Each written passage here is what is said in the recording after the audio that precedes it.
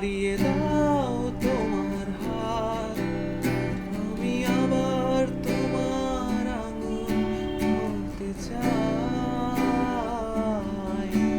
বাড়িয়ে দাও তোমার হাত, আমি আবার তোমার পাশে হাঁটতে চাই।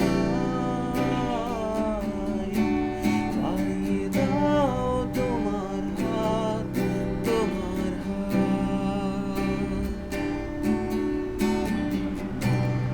কিভাবে কাচের দেয়াল যেন আটকে থেকে যায়,